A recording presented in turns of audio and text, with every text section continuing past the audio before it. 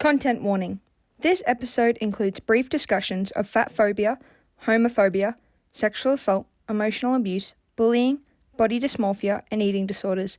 Please listen responsibly. Hi, I'm Heidi. And I'm Victoria. Welcome to Aspie's Etc. We talk about heavy stuff, Explore self-love, and share our experiences and stories. So we invite you to join our journey of learning and growing.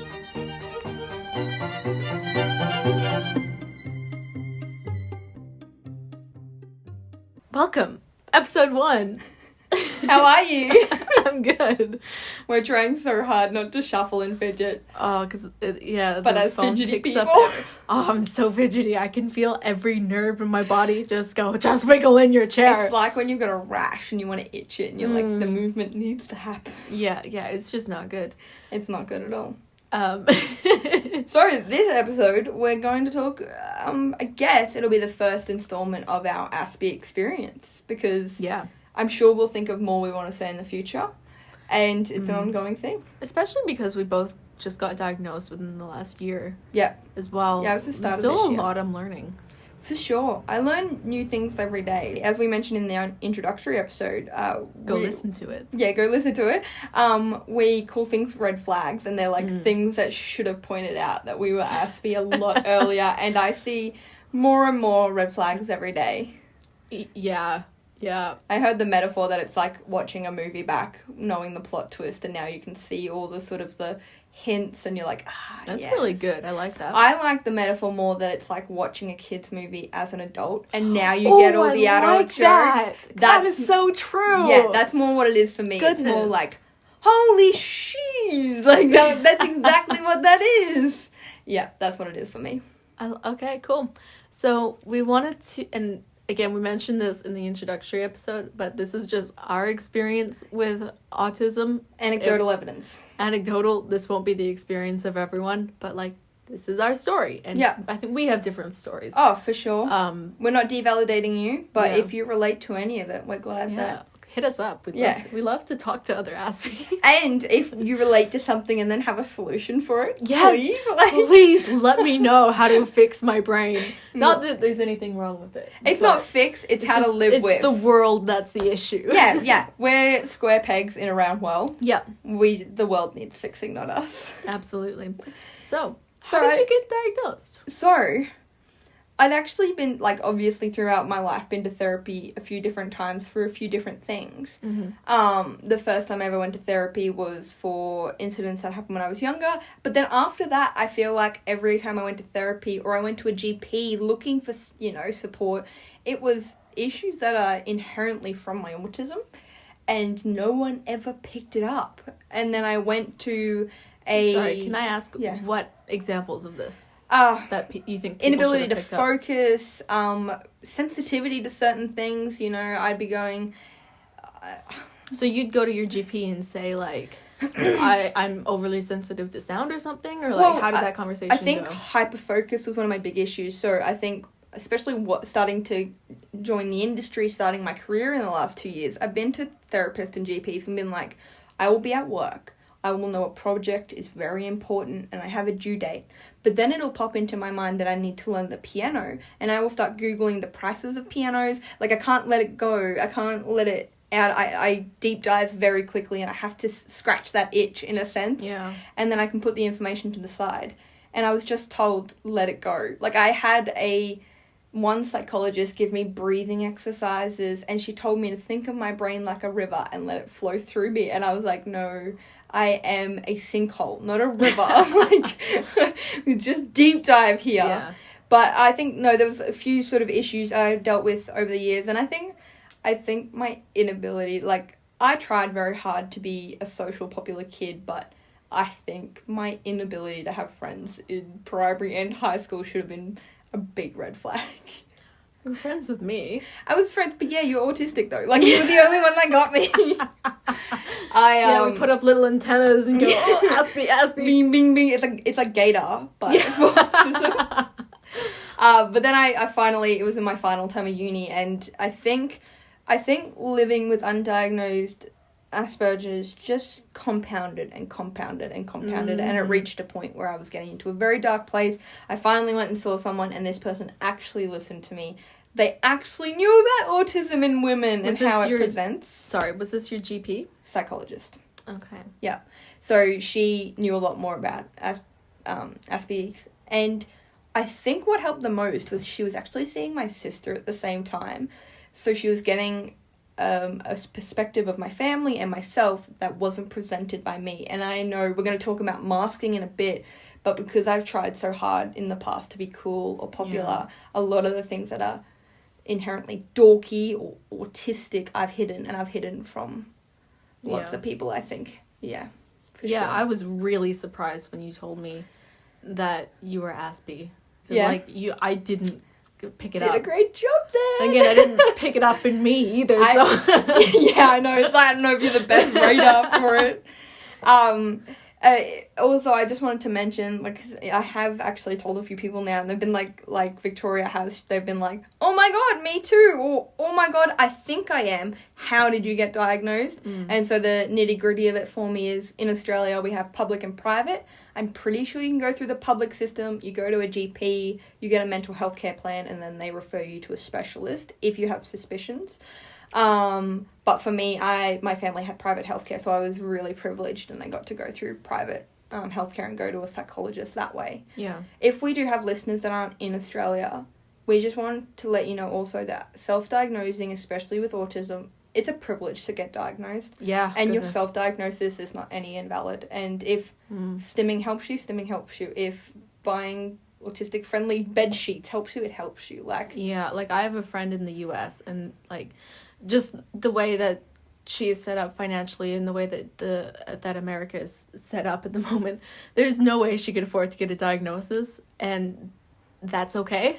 Yeah. You know, like, if you can't afford to get that piece of paper, that doesn't mean you're any less autistic or you deserve any less help or anything. Yeah. It's just, the world sucks. It's not like, you know, autism loading complete when you get the piece of paper. It doesn't get any worse. It doesn't get any easier. It's just someone has. So do you have a piece of paper or something? I think she wrote one up, but I don't think I was dealing with a lot, you know, at the time. And although it was an underlying issue and needed to be dealt with, it wasn't the focus of the therapy at the time. My mummy issues were.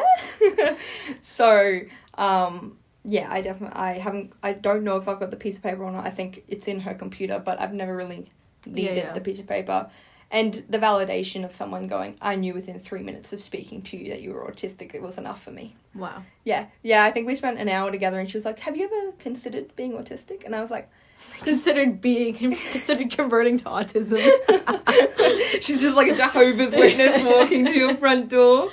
Because I had never suspected it. Like, growing up through high school, never suspected it. And then about 6 months before I went and saw this lady, I think I seen a dating show or something, and someone was like, and I was like, oh my god, that's how I feel. Like, I think it was like Love on the Spectrum, or one of those shows where they, you know, roll out the special needs people for entertainment. Very against it, but that's okay. They did it anyway.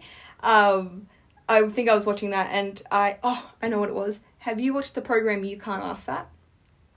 Haven't, but I've been told I should. Yeah, it's on the ABC. You told me I should. I told you should. I'm getting there. So if anyone is listening in Australia, or you have a VPN, there's a show called You Can't Ask That on the ABC, and it is awesome. They grab minorities and then they ask them questions that you can't ask. And they had an episode on for people with autism, and me and my dad watched the show together. We love it. And the more that these people talk, the more my dad turned around and was like, hey, that's you.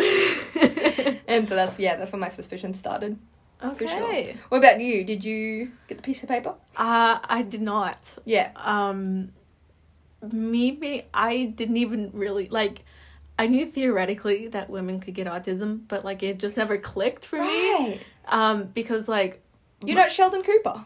Literally, I'm not Sheldon Cooper. Yeah. I'm nice to people. And like, my sister used to work in a job where she worked with disabled children, and so she had autistic girls that she was working with. And these girls would, like, go nonverbal or something. So, like, they were quite a bit higher up on the spectrum than I was. And so I figured either you were Sheldon. Sorry, can I pause you for a second? I wouldn't say higher up on the spectrum. I like to see the spectrum as a colour wheel. So they're just in a different place. Okay. Yeah, because I fair hate enough. the concept of high functioning because I'm not functioning well. Okay, fair enough. But yeah, I wouldn't say higher up. They're So- just in a different part of the spectrum. Yeah, so they're more... Sorry to kill your train of thought there. Just No, it's okay. They have different issues. different issues? Yeah. Sure, different issues. I don't want to... Or higher care, that's what I'm going Yeah, for. there Can we I go. say higher care needs? Does that work? I'm Okay. fine with that. It's So just there the... were higher care needs, and I was like, oh, I'm not like that, or I'm not Yes. Sheldon Cooper, so I'm like, all of my problems are like mental health issues or past traumas or whatever, and so it just never occurred to me, Yeah. you know? Yeah. And so what I actually was I was editing a book for a friend of mine, and I was like, look, you have a problem with diversity in your book, you need to add more POC characters or like add some neurodiverse characters. And she was asking about possibly adding the idiot savants. Do you know that one? Just like the good doctor. Oh, and I was Rain like, Man. yeah, and I was like, no, don't do that. And so I wasn't sure how to actually write an autistic character, and so just Oh, God. red flag, going down the rabbit hole of how to write an autistic character. And you're like, oh, it's me. Yeah, I was literally watching this YouTube lecture that some guy was giving about women with autism. Yeah. And I was like, holy crap. You're like, is that a mirror you're holding up? Yeah, and he was like, and his specialty is talking about women with autism. Yeah. And so he was talking about all these different things and like how they're really into animals, which I am, because animals... I went through the bird watching phase. Oh, see, I never did the bird watching thing, but like animals make sense to me. Yes. Yeah. And they're so much easier to read than people, and they're soft, and you can cuddle them, and they're Yeah. warm, and they Yeah. feel nice. Yeah.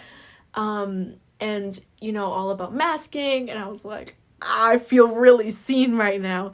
And so at the time I was going to therapy for my mental health issues, and because of my mom, which we'll get to later. We love that. We want to shed light on mummy issues. Daddy issues have had their time. Goodbye, daddy issues. Oh, I It's still want mummy to talk issues about now. I still want to talk about my Okay, dad. that's because- right. Oh my goodness. Oh, I have things to say about him as well, but definitely. Anyways, that's for another episode. And so I was going to therapy. So you brought it up with yourself. I brought it up with my therapist. And what did she say? She or he, sorry. Yeah, Oops. she. No. Okay, good. I think I said she. Okay, hopefully I picked that up I don't and wasn't know. just that sexist, I you don't know? remember. And she was like, yeah, we can take a test, and I found the test that I took to be very male orientated. Yeah. Yeah. I found the test stupid. I was like, I could give you the answers I know you want. Yes, that's And the I thing, could pass right? this. I was like, if I give you... And then I had the whole dilemma of like, when I wanted to give the answers I actually wanted to give, am I making this up so I get a diagnosis? Yes, I That sort did of that self-gaslighting. It was Oh like, my goodness. I know the right answer, but Yeah. is that my answer? And then if my answer being dramatic so that I get... Yeah. Yeah. Went through that whole phase. Goodness. But yeah, we took the test, and I like barely scraped by. I think I was like 2 points above like Yeah. the minimum.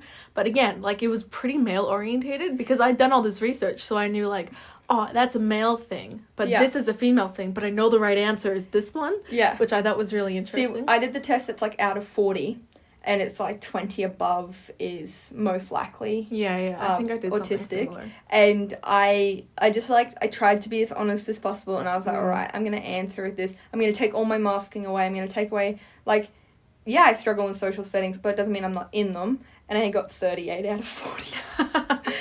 Yeah, and my therapist was like, she got visibly mad at my teachers for never picking it up. Wow. She was annoyed that my teachers had never picked it up. And I was like, well, that's because I did well. They don't care about the autistic kid that's doing well. Yes. They care about the autistic kid that's disrupting the class, which is typically how it presents in boys. Yes, and I want to talk about that as Yeah. well, because it's so incredibly misogynistic. Just the whole way autism in men and women is dealt with, because for sure. one, it's kind of only studied in men or in boys or whatever. Especially And- up until the last 5 years, it was men exclusive. Goodness, yes. And that's because boys get disruptive in class. Typically, everything I say is typical in general. There are always Yes. exceptions to the rules. Allegedly. And then because they're making a scene or whatever, they're being disruptive, that's when the teachers are like, okay, we need to get you diagnosed so you can get your help. Whereas, I don't know about you, but with me, I was very much... Women mask better. Head down, Yep. Please, literally everyone in my vicinity. Leave me alone. Leave me alone, and I'll just sit here and do my work and be a good child. Can I propose a theory? I have a little bit of a conspiracy theory as to why that is. I think it's because women are told not to take up space in the world. Yes. And I think absolutely, when boys are rowdy, it's boys will be boys, and Yep. that's why they get diagnosed. And when girls are rowdy, they're not being ladylike. Don't sit like that on that chair. Don't speak like that. Stop making that noise. Stop You're sinning. not... Yeah. But they wouldn't use that word. It's stop fidgeting. Stop fidgeting. That's not ladylike. Yeah. Stop biting your nails. It's not ladylike. I heard that in my childhood over and over and over again. Because I used to like be quite a And I shaky think child, and I like to like I would tap out beats on my legs or whatever when you're sitting there. But it was like, no, you need to sit down and be quiet and listen to the teacher. Yeah. Or I would sit weird on a chair because that's how I felt comfortable, and I got yelled at by the librarian, and that still haunts me to this day.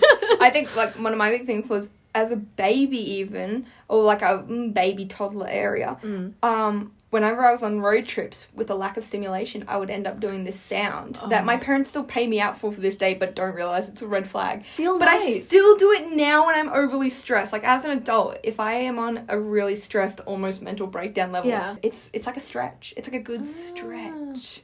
It just releases so much energy. Yeah. But it's a stim. Yeah, I used to sing to myself quite a bit. Singing, and dancing. And dancing. I have a really terrible singing voice because I can't dance. And I've only recently... Because we're white. But I've only recently taken it back up because I'm like, look, I feel good when I'm singing, and just because I was told when I was younger, if you're not good at singing, then you're not being ladylike, and you need to shut up. Yep, music is way more than for entertainment. It is soothing. It is therapy in and of itself. That's why I took up the keyboard, not because I needed another dopamine hit. You need another dopamine hit. No, That's what that was. No. No, I took up the keyboard because I missed playing piano, and that when you actually start to play a song and you're in it, and the keys just come to your fingers, you're not even thinking of it, that is one of the most soothing feelings I've ever felt. I think I'm reinforcing a bit of a savant stereotype there. I'd be like, my fingers play for me. Yeah. But another thing is that girls are typically taken in by other girls. I know that was the case for me. I don't think so much for you. But, and that's how I learned my social cues, is from these girls who kind of took me in under their wing, that and reading. Yeah. Which is, I read a ridiculous amount as a child, and that's how I learned my social skills, is learning, and I would lay in bed and deconstruct conversations either from that day or from my book or something. Yeah. And try to figure out the social intricacies of it and break it down so I could understand it. And that was something this guy in the YouTube video was talking about. I was like, oh dang. But I think the boys took me in. I think I always got on with boys better. I'm sounding a bit like a pick-me girl now. I'm just boys are less drama. But I'm not like other girls. Yeah, exactly. I'm not like other girls. No, I think the first few friends I made were autistic boys. They were definitely ADHD, undiagnosed or not. Those boys were. Our favourite pastime was to get newspaper, wrap it in electrical tape, and beat the absolute living out of each other. I swear. Oh, sorry. I'm going to stop swearing. I'll bleep it out. Bleep it out. We'll figure out how to bleep. But, yeah, they were definitely, and they took me in, and so I think I learned how to socialise like a boy. Metal. But I think I did. I think I learned how to socialise like a boy, and then being attracted to women as well. Once I hit the age where I wanted to make female friends, I couldn't, because I had this huge amount of internalised misogyny, because boys inherently, typically, are misogynistic just in rural Australia, growing up that way. They're not nice to girls. Yeah. It's that, he's mean to you, so he likes you. He hit you because he likes you. It doesn't work when she's mean to you because she likes you. So by the time I wanted to make female friends, I'd kind of missed the bus on how to be a girl. And so, it was very difficult. And I didn't get them. I think also women, neurotypical women can be very, very hidden signals, non-said messages. Maybe that was just my experience and the girls that I dealt with, but I felt like I could sit at a table, they'd be having a conversation, and it would be in Latin to me, and I'd be like, what is going on? Yeah, I find that as well. Maybe not for a couple of my closer friends, but definitely for, the friends that my, proximity friends, I would say. And especially because I wasn't straight and I didn't realize it. Yeah. And so they would be talking about boys and, you know, these, like, relationships they're having. And it was, like, the layer of autism that I didn't understand. And then the layer of asexuality that I didn't would have understand. compounded, so... I missed... You would not believe how much I missed in high school. Yeah, right. Just because I was, like, I didn't get what the attraction to boys was. See, whereas I was sitting there, like, not only was I trying to figure out socially how to talk to girls, but I was also trying to figure out how to hit on them. That would be hard. It made it hard. Yeah, that's why I can't talk to women. Not only did I try and talk to women in a friend sense and they get shut down as a friend, but then I would try and hit on women and get rejected, and I don't take rejection well at all. Red flag. Well, it's because, and this is very narcissistic, the most insecure narcissist you've ever met. That's our funny little joke. But I never got rejected by boys growing up. Like, yeah. If I was interested in a boy, them being a teenage boy was just interested in me, unless they weren't into women. Like, oh, you're breathing. Fantastic. Exactly. I'm into you as well. You blink, like, yeah, that's all it took. What's that song? You have a pulse and you're breathing, you're just my type. Yeah, honestly, especially in a rural town, it didn't take much. So yeah, I think I got scared of women very quickly. It took a lot to, and I think years and years and years of that, I still catch myself being quite misogynistic, and I just have to... Yeah, and that's one of the areas you're working on. For sure, yeah. I can be extremely misogynistic, and I guess it's just an old coping mechanism, because I didn't fit in quite well. And it probably doesn't help that a lot of my issues have come from female sources. You know, my mother was the abusive source in my household. The incident was a female perpetrator. And then all my bullies were typically female. There was the odd male one. But yeah, that made it hard for sure. Yeah. So that's kind of how we got diagnosed. Whew, little tangent there, didn't we? So I think, yeah, masking, how did you mask? Right. I have, so for anyone who doesn't quite understand, masking is when you pretend that you're not autistic, basically. Yeah. So you pretend to be neurotypical. Yeah. And for people who don't know, neurotypical, I've heard that you're either neurotypical or you're neurodivergent. Aneurotypical. Okay. Which I don't like. I use neurodivergent. I like neurodivergent. Reminds me of those cool movies. The Divergent series? The Divergent series, yeah. So when I say, like, neurodivergent, that means, like, someone with autism or ADHD. Yeah. Or... I don't think neurodivergent covers depression and anxiety. I think there's quite an argument in the mental health space at the moment. Mental health. Yeah. It's a fundamental difference in thinking. Yes. But anyways, what was I saying? Oh, yeah, you pretend to be neurotypical. Yes. And so I had different masks, just going with the metaphor here, for different places. Yes. And, like, I still do this to this day, and I catch myself doing it all the time. And I'm okay with that. You know, this is my coping mechanism. This is my survival mechanism. Yeah, survival. It really is survival. Oh, goodness, it really is. Like, I'm a totally different person at work than I am at the gym. I am too. And have you ever had the worlds collide? Oh, it's so bad. I know. It's so bad. You'll have your family that you've shown one face to, and then you'll have one set of friends that you've shown one face, and then you've got to have a birthday party, and they all come, and you've got the person who thinks you're this quiet, lovely person, then you've got this person who thinks you're the biggest partier in the world, and then... It's so bad. And you're like, I've got to be everything right now. How do I show them every single side? The house is on fire. But, like... So I do martial arts, so whenever I show up to a new gym, because it's kind of this particular sport I do, it's very important that you, like, make friends with the people that you're fighting, so that if they hate you, they don't give you an accidental elbow to the face and oops. So the first, like, couple weeks that I'm at a new gym, I'll be, like, really, really quiet and just kind of, like, you know, friendly, but not overly friendly, because I'm trying to figure out what the vibe of the gym is, so I can match it and copy it. Oh my god, I think I do that, but I've never realised that. Like, when I first meet people, I have never understood why I'm so quiet. Yes, and then once you understand what they like, then you reflect it back at them. That's what I'm doing? Oh my god, I just thought I was shy to begin with. No. I'm not shy at all. There's not a shy bone in my body, but when I meet new people, I can barely speak. Oh my god. Yeah. And so, like, the first year or whatever that I was working my old job, I was like, you didn't hear a peep out of me because I was trying to figure out how am I going to fit into this new situation. And I didn't want to put my foot in the wrong camp because then I have to stick with that personality. Yeah. Oh my God, is that not so true? Like, yeah. Oh, oh my God, that's exactly what I do. Wow. Epiphanies. This is what we were talking about. Epiphanies. That's what that is.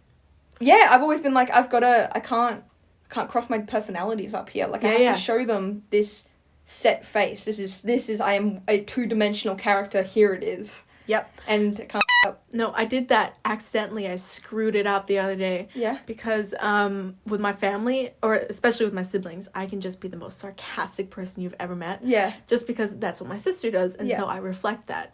And so I've learned how to be really sarcastic. And so I accidentally said something in my Dungeons and Dragons group, which I know I'm such a nerd. But they were discussing how, like, oh, we want to get together and play this Sunday. And I was like, oh, I'm out of town this Sunday. But, you know I bring the group average up to a 10, but you guys can still play without me. It's fine. And so I sent the message, and I kind of went, and I got, like, a cup of tea or something. And I went, oh, dang. Oh, dang. I'm not going to get that. I've crossed my wires, and so I had to go and text and go, that was a joke for anyone who didn't get that. I think I've just realised true, I do that. So, my dad and I are quite close. He was genuinely one of my only friends growing up. And the man, the myth, the legend he is great. But how we bond is banter. We just hang.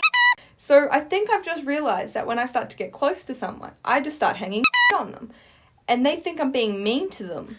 You will have to bleep all this out. Oh, yeah, I'll bleep it all. Okay, I'm cool. Australian. That's fine. Just, like, that's on you. Yeah. You're making more We're going to make a list of, like, what words get bleeped. Like, is bloody a swear word? I don't think so. Okay. Yeah, well, someone got up me the other day for saying it, and I was like, all right, Bible book, go away.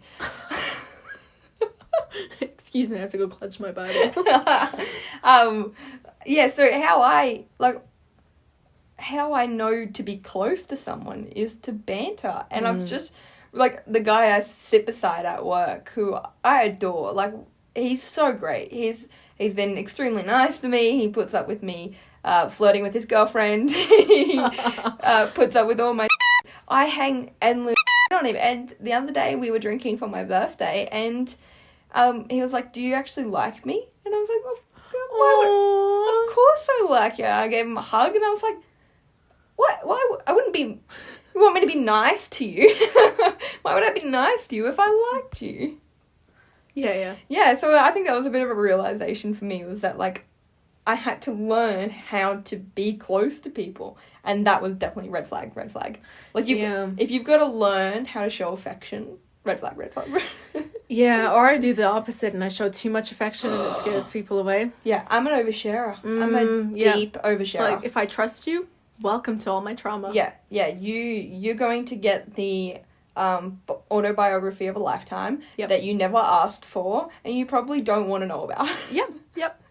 Have you ever, this might not be an Aspie thing, this might just be a growing up with trauma thing, but have you ever dropped something in conversation that you just kind of went through, but you've dealt with it, but then other people think it's quite large, and like I'll be like, oh yeah, my mum hates me, and people be like, oh, but I'm trying to make a joke out of it. Like, I've dealt with it. I'm dropping it in conversation, trying to make a joke.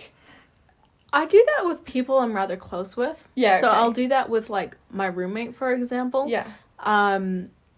Or, like, close friends. But I wouldn't do that with someone I didn't know very well, just because I keep that very close to my chest, generally. If you're getting the side of me that's the jokester, because that's how I find was one of the easiest ways to bond, was to be the funny person. Like, nobody hates the funny person. I try so hard.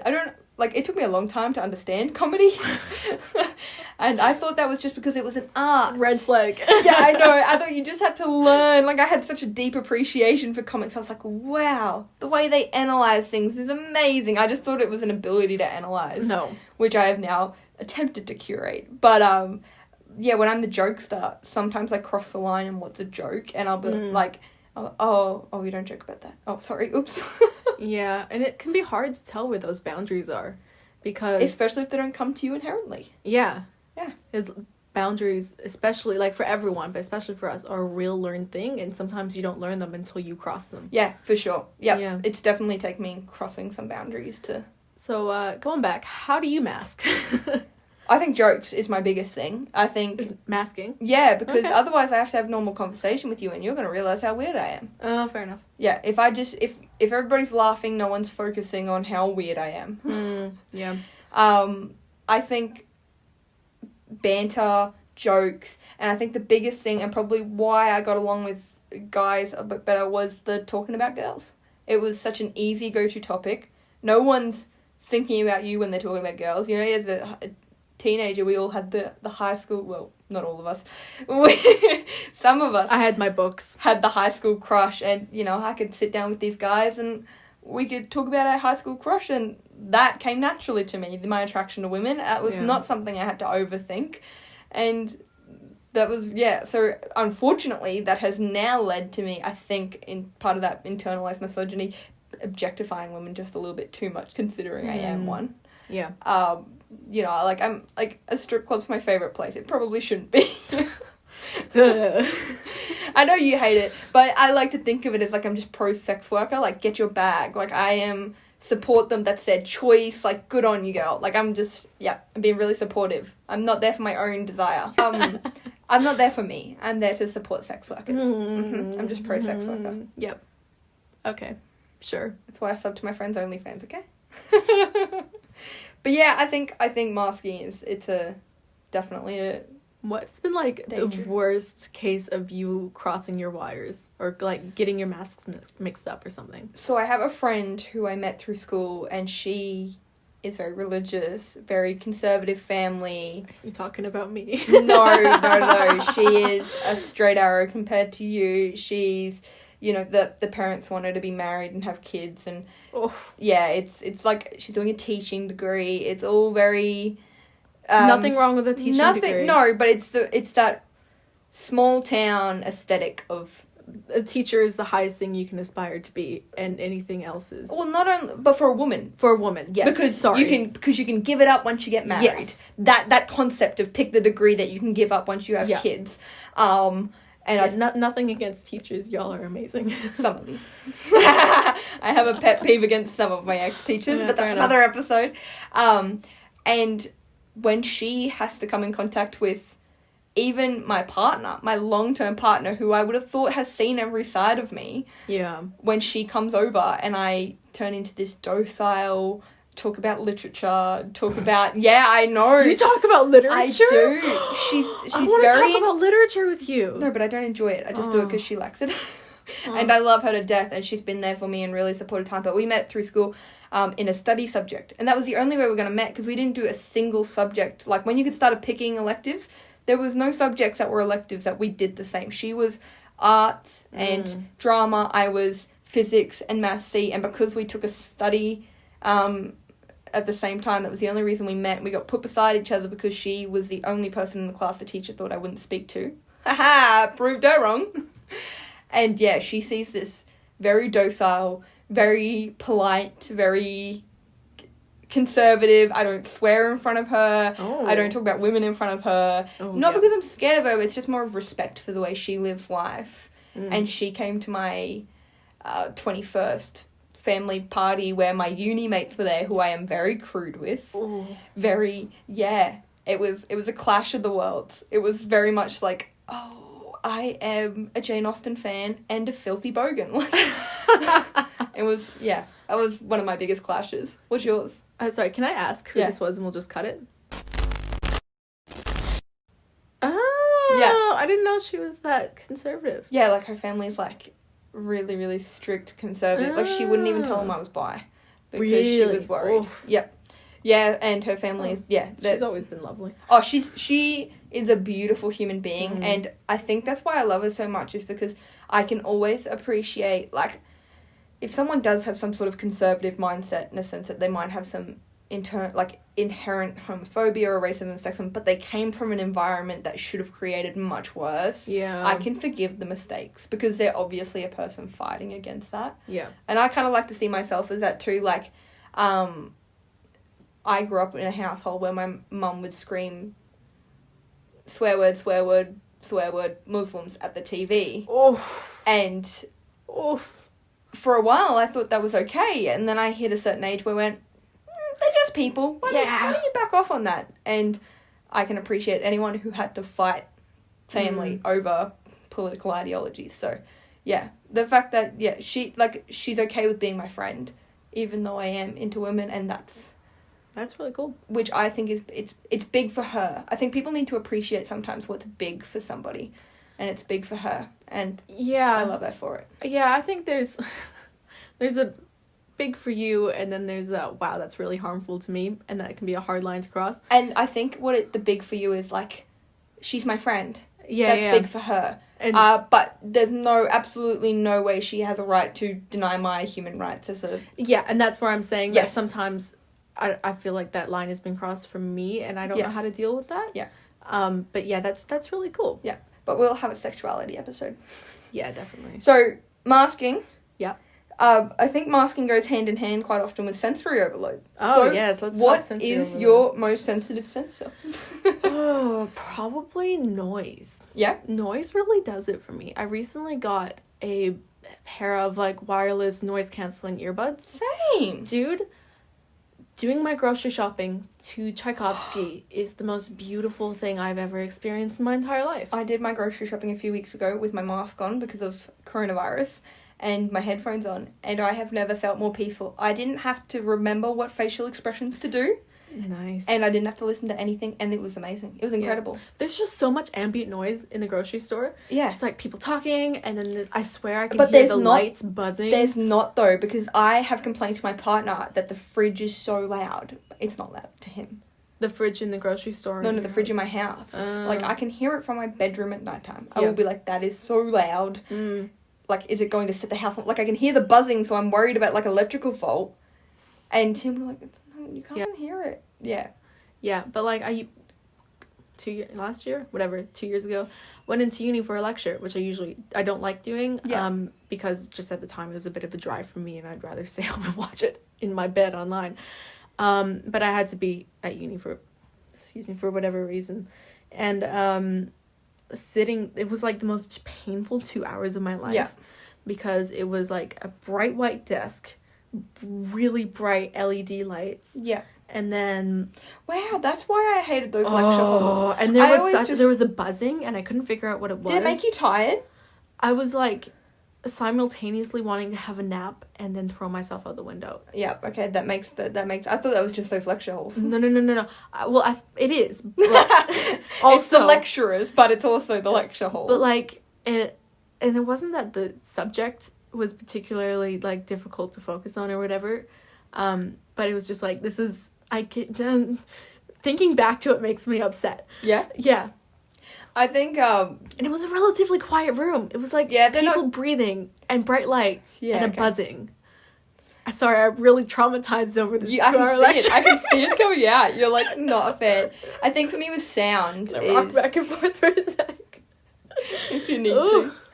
I think sound for me is, it's not the sound itself. Like, I get irritated with ambient noise if I'm trying to focus. But my sound overloads are sharp changes in sounds. So, it's not, like I can go to a nightclub where the music's blaring, but if I'm at home and the music suddenly starts blaring with no warning, that's what gets to me. It's like, it's horns, it's, when I, like, at work, sometimes we have to deal with, alarms. Yeah. When they go off, it can stun me almost. We actually had an issue a little while ago with our shower was setting off our smoke alarm because there was no vent in it. And my partner had to watch me almost try and physically bury my head in the ground because the sound would be going off. And because it's sharp changes in sound, I would just drop to the ground. I would become incoherent. It was really quite a childish way to deal with it. But it gets to you, though.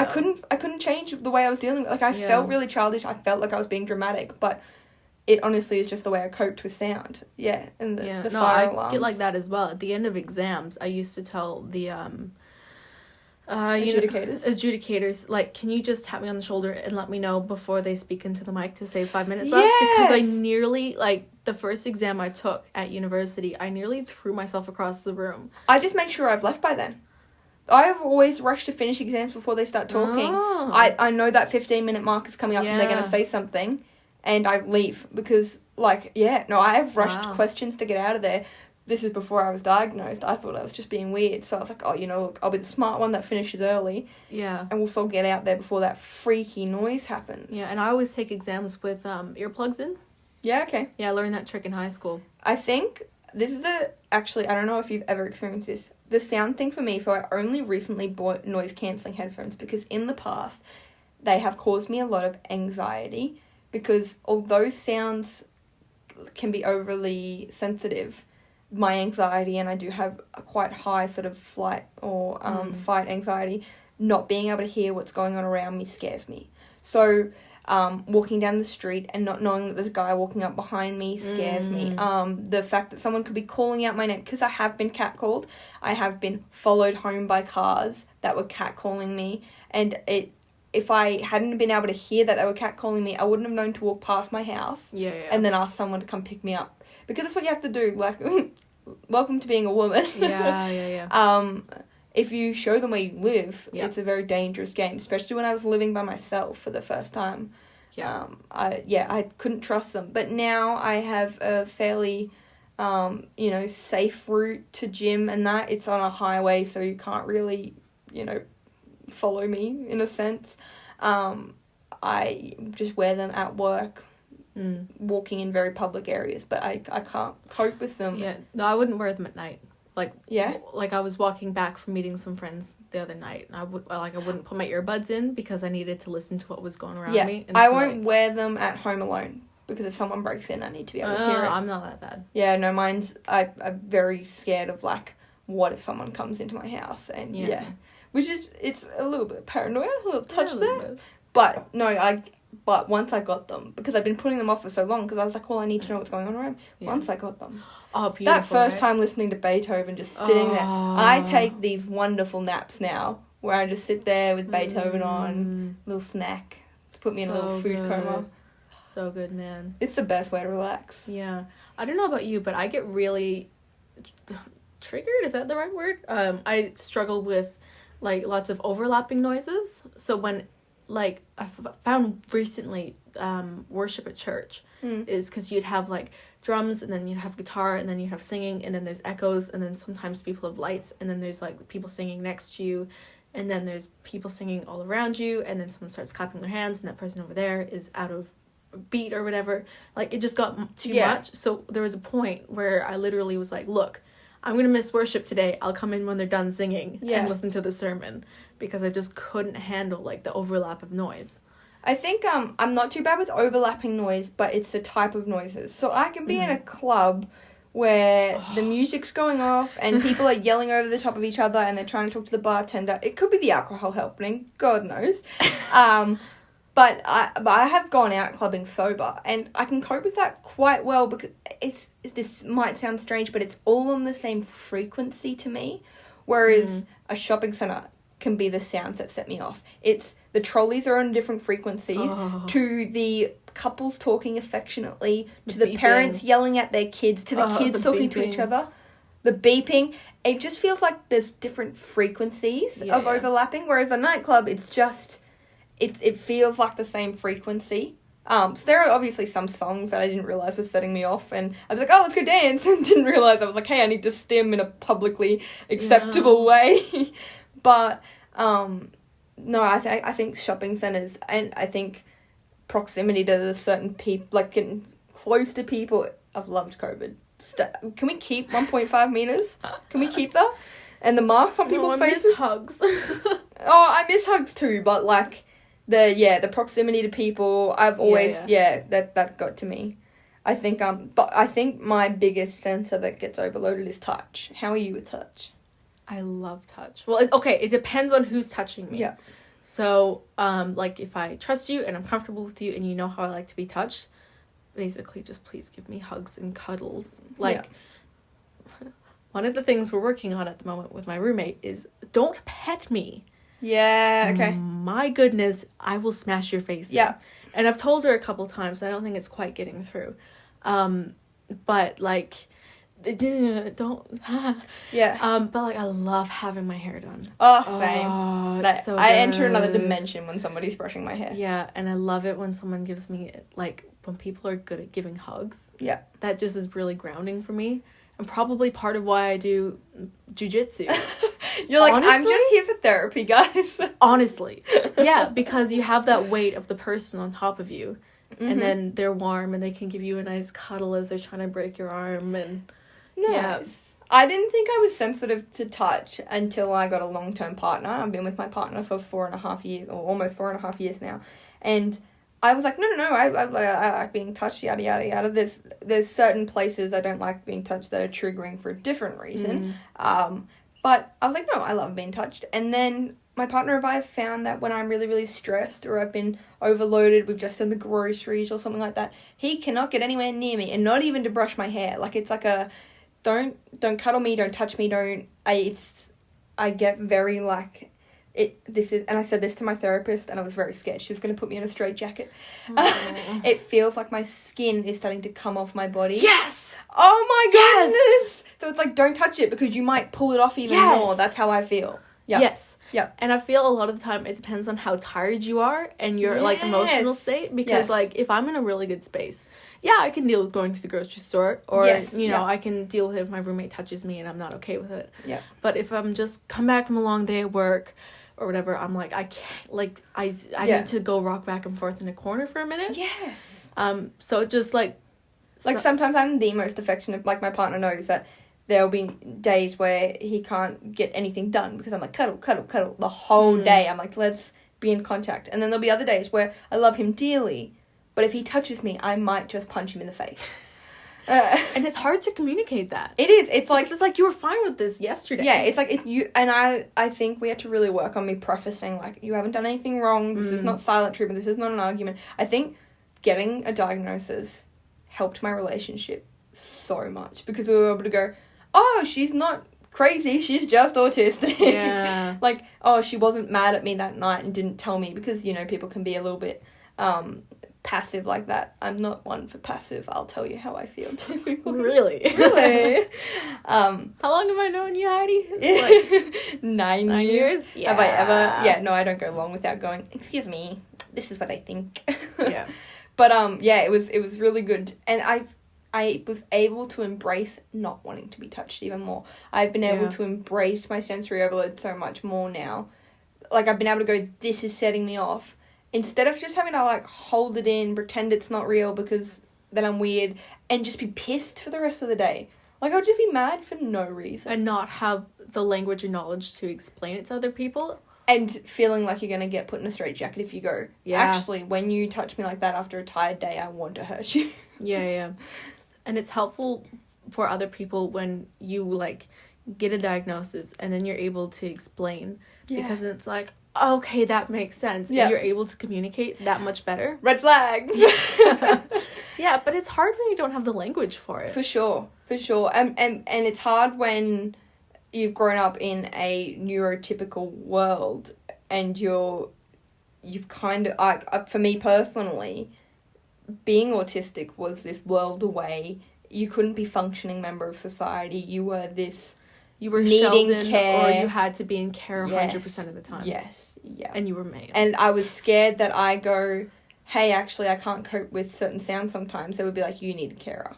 That was my biggest fear, was, like, some form of, like, I'd be like, oh, well, I can't deal with certain sounds. And then, especially with my mother being the way she is, would be like, well, then you're not allowed to drive, because if a horn sets you off, you'll have an accident. So there was that. Sounds like something my mom would say.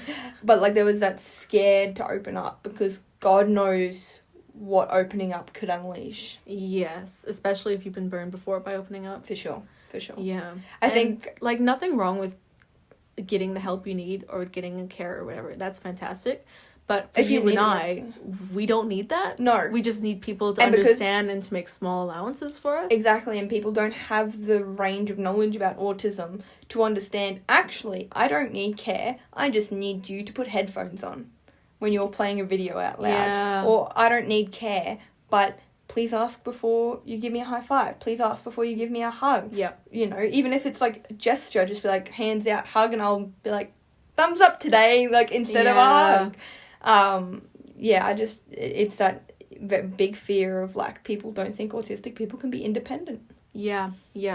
And especially when we really like our independence and For sure. we need it and crave it. I need it in the way that if I'm not independent, I don't have time to recuperate. If I had a carer, how would you be silent alone in a room and get yourself back together? Yeah, because your carer would be there, like, All the let time. me help you. They would be an overload. No, I need it. I admit it, get out. Yeah, you can leave. I think when I got diagnosed, you know, I had that moment of, no, I'm not. And then I thought about this time a few months before I got diagnosed, where I had a period about 3 weeks where never mind, sorry. No, I didn't have a period for 3 weeks. That's another episode, my hormone dramas. It's like, what? I had a period of about 3 weeks where I couldn't sleep in bed. I had to sleep on the lounge room carpet. And by the end of the 3 weeks, we'd figured out that it was the new bed sheet we'd bought. But we didn't look for that because we didn't know I was autistic. We didn't know that I could be sensitive to that. We just thought I was really stressed at work and that I was just, like, overthinking things, and so the lounge room was more peaceful. Whatever excuses your brain comes up with when you refuse to accept it. But I remember thinking, oh, the carpet was soft. Yeah, that's why I could sleep out there. That's why the lounge room rug was soft. The bed, the new sheet was starchy, and so I couldn't sleep on it. Okay, see, before we started recording, we had simultaneously figured out that we both sleep on the floor sometimes. Yes. And so that's not at all the reason why I do that. It's because I like the hard contact of the floor. Yeah, okay. And so, like, I will literally a couple times, you know, maybe a couple times a month, just depending on how I'm feeling, sleep on the floor. So I'll, like, you know, put up my blankets, grab my weighted blanket, because hell yes, weighted blankets. Yeah. And just sleep on the floor. Because I like that. Sylvia Plath, who is a very famous American poet, and, like, a really great feminist, and she wrote a book called The Bell Jar, and in it, the main character struggles from depression, and she talks about how she would lay on the floor and feel safe because she couldn't sink any farther than the hard floor. Oh, I like that. Yes, and I feel like that's part of it for me, is because I can't, and, like, I found I liked laying on the floor when I had my depression bout. Yeah. But I like laying on the floor because my body can't move anywhere. And so I'll ask this in not any form of dodgy way, but in curiosity, is it clothed? Yeah. So it's definitely the pressure then. For me, it's like, when I'm talking about, like, because it's sleep in the nude. I didn't know that about you. It's the touch. I can't sleep in clothes because I can feel the seams on my skin. And again, I didn't, like, when the lady was like, red flag. Yeah. Can we do a drinking game? You can have water. Yeah. I'll have double shots. I'll like, make up for you. Yeah. When the lady was like, do you cut your tags off your clothes? I was like, everybody cuts their tags off their clothes. They're annoying. And she was like, no, they don't. And I was like, oh! See, I tried doing that, but then you have, like, the little... you gotta get it right. You gotta get it right. I can't get it right, though. It's better to just leave them on than to have those two little things sticking in your back. As a seamstress, I know how to unpick them perfectly. I can't do it. On some clothes, there's others that are like, they put them in there. It's a hate crime. It is. It's a hate crime. Yeah. But yeah, I sleep on the floor because that's just what's comfortable. Yeah, no, I'll sleep on the carpet sometimes, but it's got to be the right type of carpet. It's the soft stuff, not the stuff that's off my skin. And then sometimes I think I have two types where it's like I need the softness on there for, like, the smoothness, and then there's the pressure of the bathroom floor and the coldness of the bathroom floor that, like, settles me down a lot, for sure. If I've had a long day, my partner might just come home and find me sleeping in the shower, but that's okay. It's how I unwind. Yeah, that's fine. And you need that reset. Do you have a weighted blanket? My sister had one, and I tried it for a bit. I find a lot of the coping mechanisms for autism tend to play on my anxiety. It's quite strange. The thing is, it's not like I've ever been in, like, a survival moment where I needed to, like, have survival skills, but I am suddenly just paranoid about surviving at all times. So the weighted blanket's kind of nice for, like, a minute, but then more than that, I'm like, what if somebody jumps in here? I need to be able to instantly fight them, and I can't get this 16 kilos off me immediately. Red flag. Okay. Yeah, sure. Yeah, no. I don't understand, but okay. Yeah, that makes sense. Yeah, I think I'd say I've never been in a survival situation, but I have been in a physically abusive household, and the ability to jump up and get out of that room very quickly was important. The ability to hear that someone's walking up upon you was very important. So it probably all stems from there.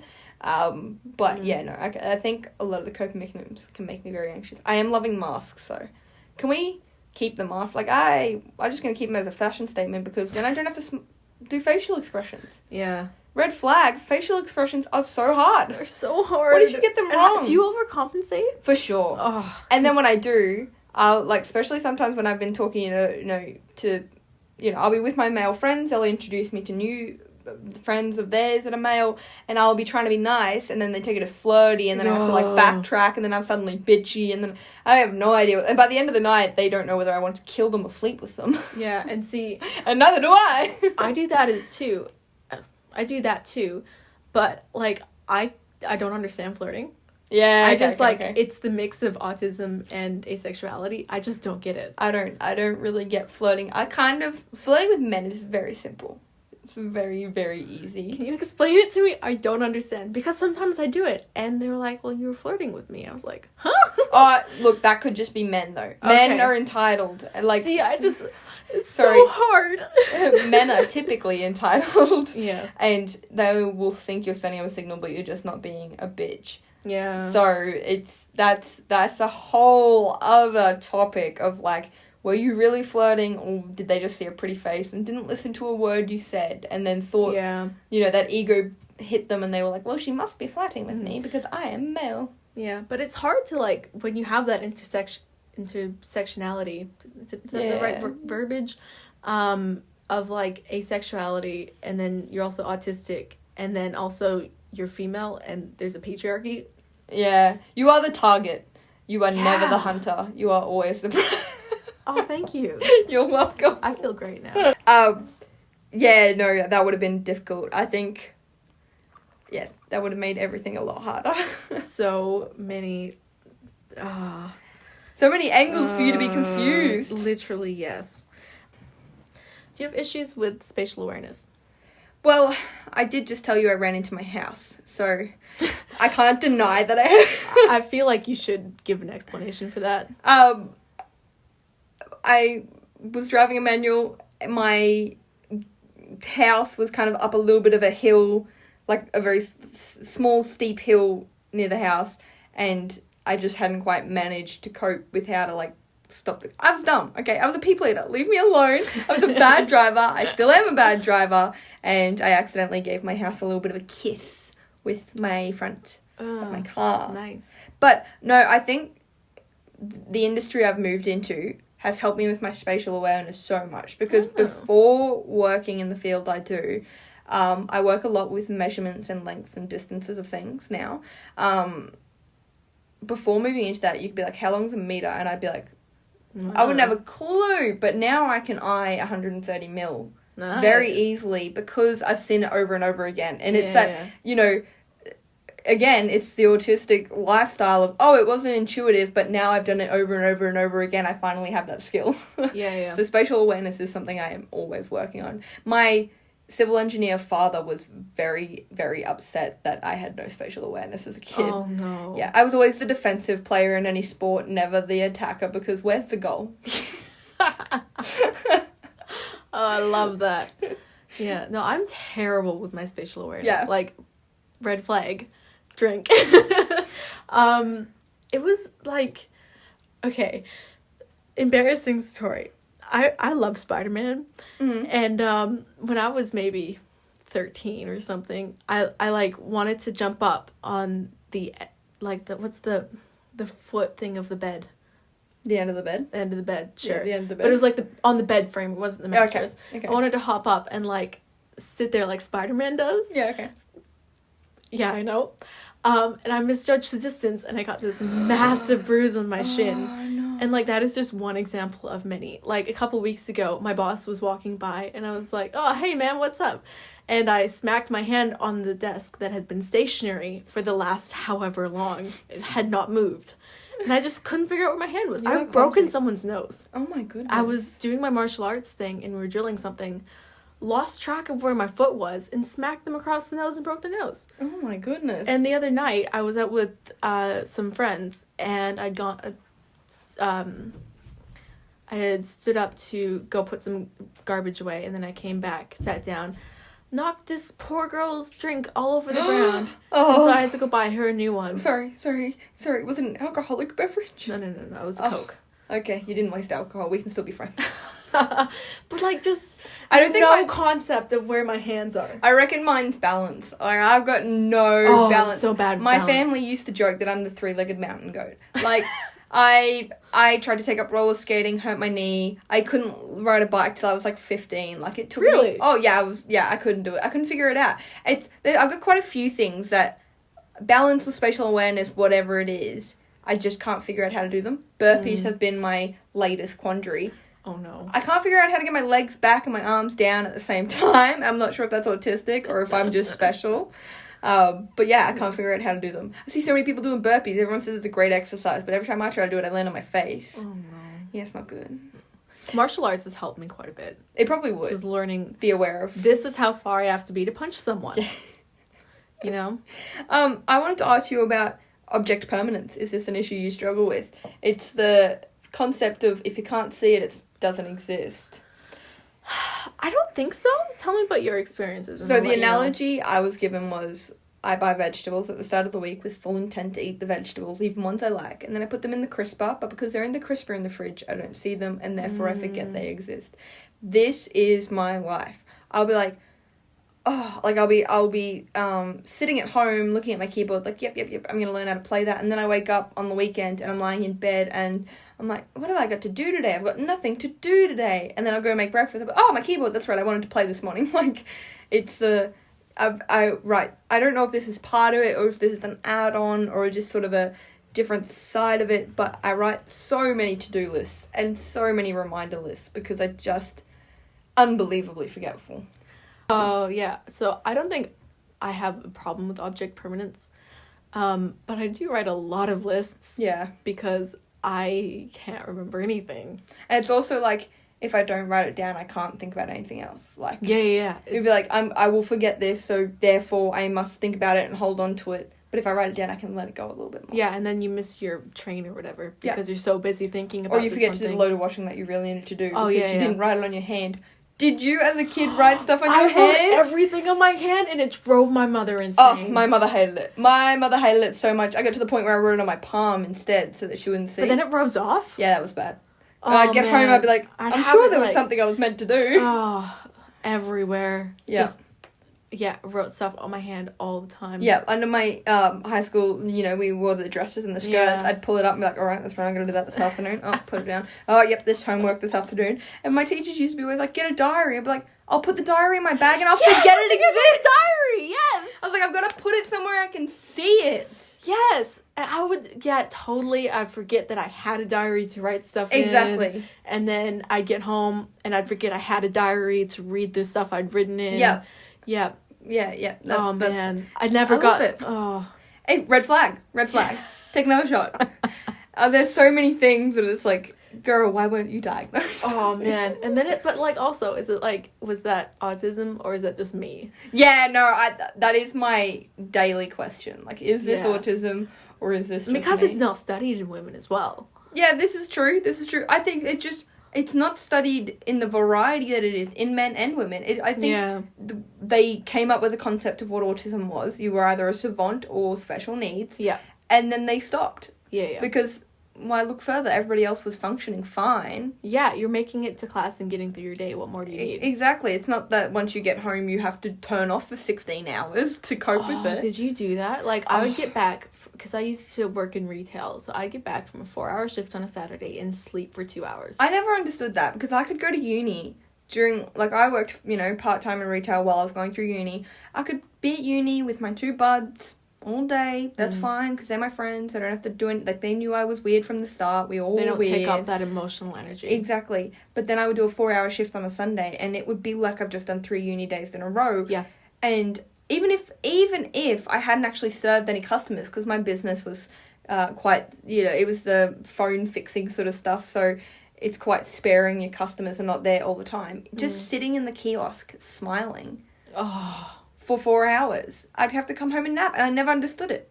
I was like, I must be iron deficient. And start taking iron. Literally, yes, I did that. Yeah, I'm just iron deficient when I work in retail. Yes. And because my job, I worked in a pharmacy, so I was constantly, like, having to talk to people and ask them questions, you know, like, how long have you had this issue for? Are you on any other medication or something? It's not just like, yeah, the books are that way, you know?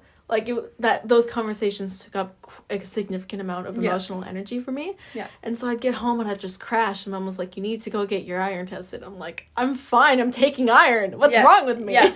Yeah. No, I definitely had to go through that. God, it's amazing when you, like, reflect. Oh, yeah. The red flags. The red flags. I think it's also reflecting with the perspective of, hey, that was more than what it was. Yes. Like, you file things under meh. But also, I think at that time it was a bit of depression as well. Oh, for sure. That took up a lot of energy for me. I think that's why it took me so long to get diagnosed as well. Because every time I was going to a psychologist or a therapist, it was, let's deal with, you know, sexual abuse at a young age. Or let's deal with the other abuse you're going through. The or eating the anxiety. disorder. Yeah. What trauma, what flavour of space do you want today? Yeah. Yeah, no, for sure. It was definitely... I know we want to do a whole episode on eating disorders, but just quickly before we wrap up, do you think autism eating disorder, was there any link for you? Yeah? Yeah. So what was it for you? I don't know, but Yeah. I know I had a part in it. I think it was that I knew something was wrong. Or I knew something, not necessarily wrong, but like I knew something was different and that other people saw it as wrong. Yeah. And I didn't know how to deal with it. Mm-hmm. And then compound that with religious trauma, with emotional abuse. Yeah. And with things like depression and anxiety. And then I didn't have an outlet at the time. Yeah. It had to go somewhere. Yeah. And so it was just like so yours was a control sort of thing, was it? Yes, it was control. And then I think part of it was like body dysmorphia, like spatial awareness thing. Like I legitimately to this day have no idea how big I am. Yeah, same. I have no concept of how big my body is. I will walk through the shopping center, and because I'm very, very insecure about do I look like that girl, and he'll be like no offense to those girls, they're beautiful in and of what they are themselves. I'm just trying to get a gauge of what I look like. Yeah. I'm like, do I look like? And he's like, that's got 20 or 30 kilos on you. My eating disorder though, I think it may have stemmed from a little bit of body dysmorphia. Like, I had convinced myself I was fat. Even though I was the lanky... Like, one of the names the bully would call me was Slender Man, because I was always a tall, skinny kid. So lanky. I was so lanky. But I had convinced myself I was fat. And I think I had done it because I liked what we would call stereotypically bad food. There's no such thing as bad food. But it turns out autistic people tend to have issues with trying new flavors, different textures, and it's not that I hated fruit because I was always going to be fat. I'm a fat person, that's why I only like chips, that's why I like potato. No, it's a safe space. Potato doesn't change. Mangoes change with the seasons. Avocados change with the seasons. Being diagnosed has helped me with my relationship with fruit and vegetables so much because I've been able to go, oh, the season's changing. I don't like it anymore. That's okay. You are not unhealthy. You are therefore not doomed to be fat. That was my... Oh, that's very different to me. Yeah, no, mine was definitely... It was food focus first. It was, oh, you eat this stuff because you're going to be fat one day. Yeah. Because my mum had always talked about her being skinny in her youth and then putting on a lot of weight. My mum did that too. Which I think, looking back on photos and that, I think my mum was probably always a stockier sort of girl, but she did achieve 180 kilos at one point. Mm-hmm. So she did put on a lot of weight. Genetically, I'm just not on her side of the family. I'm on my dad's side. We are the lanky ones. Yeah. But I had convinced myself I was the same. And I was watching my little sister put on a lot of weight at the time and convinced myself I was doing the same. Yeah. Because I hated vegetables but love hot dogs. So, you know, that's what fat people do. Yeah. We should do a whole episode on fat phobia. I've got so much to say. Oh, okay. I don't have anything. Really? Well, like, I don't have that kind of lived experience because, like, and again, I don't think I'm a big person, but, like, I literally don't know. Yeah, no, I think the whole stratosphere that is diet culture, media representation, the way we from, see fat people, the way we see skinny people. Yeah, I can say stuff from an academic point of view. Yeah. And like as But an you can eating still see disorder survivor, but like I have never been medically obese. Yeah. Or, yeah, no, or I'm even, not talking from the overweight. perspective of I've undergone fat phobia. Oh, It's just the okay. fat phobia I can see in the world. Because Yeah, I was never fat. Never in a million years. Even at my heaviest right now, No, you're fine. I'm not near it. My brain will like to tell me I am, but I am not. And the more I say that, the more I'll convince myself. Yeah. So was there anything else Aspie related we wanted to talk about? Can you make eye contact?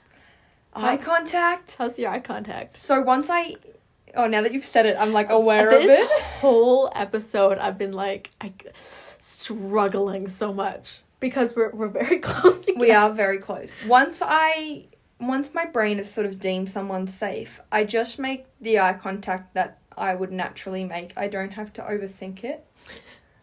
My Aspie brain is panicking. Yeah, the lights there's have a started light flickering in here. Yeah, so like once I've deemed someone safe, the eye contact doesn't matter. But if you are not safe and I still feel like I have to make an impression, it's like once you know who I am, I'm not making an impression on you anymore. Yeah. You know I'm weird. I don't care. But once I'm not, I struggle between make enough eye contact so they think you're paying attention and don't make too much so they think you're in love with them. Yep. Oh man, like when the boss comes around and you're just like, because everything they ever told you in school was make eye contact. Yes. And so I'm like, But then you can't see it, but I'm staring at Heidi intensely. I'll spend so much time thinking about, all right, is this the right level of eye contact to make? But then I miss everything they're saying. Yes. And I'm like, bugger, could you summarize that in an email? Yes. My go-to thing at work now is like, that was really helpful. Can you summarize that in an email? Because I wasn't listening. I was just so focused on figuring out whether I was weirding you out or not. Yeah, I like the looking in between the eyes, like at the bridge of the nose. Right. I do that.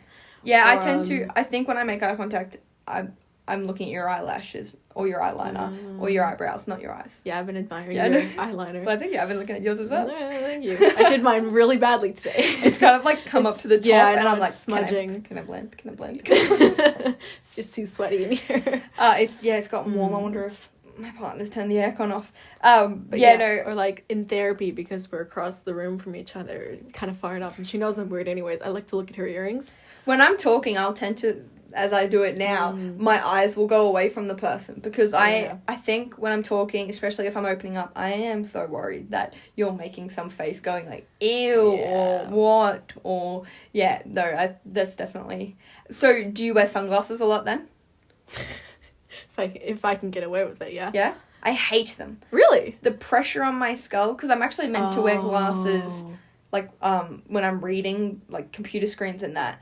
But the pressure on the side of my head, I don't know if it's an Aspie thing or if it's I was a C-section baby and so my head's a bit funny because it never went through a birth canal. But I cannot cope with the pressure on the side of my head and the pressure on the bridge of my nose.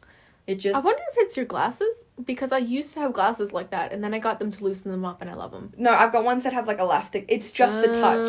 I've got ones that have sort of like an elastic hinge in them, so it's not a static sort of set.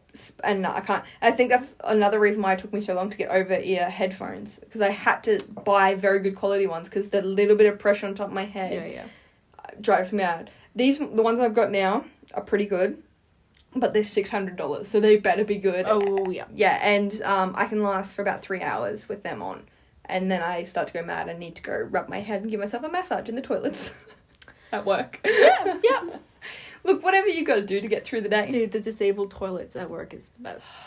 I'm always in there doing stretches. Yeah! I think people think I'm, like, pooping all the time. But, like, I just need to stretch. Yeah. So I think we're about ready to wrap up. That was all I had on my list, because I made a list. Yeah, well, of course, we made a list. Otherwise, I would forget. Oh, goodness. Not that we can't talk for an hour, but we wouldn't can. stay on topic. No. Which we didn't. But that's okay, because... Editing. Yeah. I think we wanted to wrap up with, we're going to try and do segments like real podcasters. And so the little segment that we want to have at the end is our achievement of the week. If you have an achievement of the week, we'd like you to comment it on our socials and, we'll share your username and your achievement of the week. Have you refrained from something? Have you stayed sober? Have you, done something consecutively? we don't care. Little things matter. Yeah, let's celebrate being better people together. For sure. So my achievement of the week is that I went into work every day. Now, that might not seem big, but right now we're allowed to work from home, and I think working from home, one, affects my workload. Like, I'm not very good when I work from home, but my mental health as well. I need to get out of the house. I need to see my friends. I can't be in the same room for more than 12 hours a day or I'll go mad. So but there's the appeal of staying in my pajamas all day. Oh, man. All day. So I'm really proud that I have been getting out of my pajamas and going to work every day. Every day last week. Good job. I know. Proud of you. I put pants on every day. That's incredible. It is incredible. I hate pants. I hate them. Do you have an achievement of the week? I haven't... I didn't prepare anything. I thought we were just going to go with yours. I know. But we try and think of things in the future. Yeah. It may not, because this is our first one, it might not be of the week. It might be something I'm just you've thinking... achieved recently. I finished my book. Good on you. It was Dracula. I was reading it in honor of Halloween. Very nice. And if I finished a book, I'd be very proud. So, well done. I've been reading it on the train ride into work every morning. Oh, so I was very proud of that. Is it a big book? It's decent. And it's a bit of a heavier book because it's a classic. I struggle with, like, kids' books these days, so well done.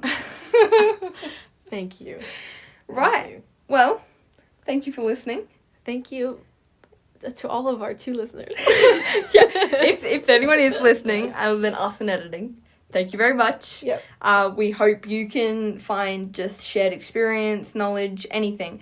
Let us know what you want us to talk about, too. That's true. We're down for that. We have a long list of stuff we want to touch on. But we also are more than happy to do segments or whole extra episodes, if this did happen to get a few listeners and they had questions about autism. Yeah, let us know. We'd for sure do one about, answering your questions. Because we're such the experts. We are. Having been diagnosed within the last 12 year. months, Yeah. That's how you become...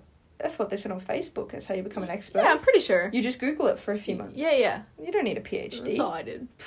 Academia, who? No, more just anecdotal and, maybe stuff you can't find online and maybe just a shared experience. Yeah, I hope you got something out of it. All right, bye. Sure. Love you, bye.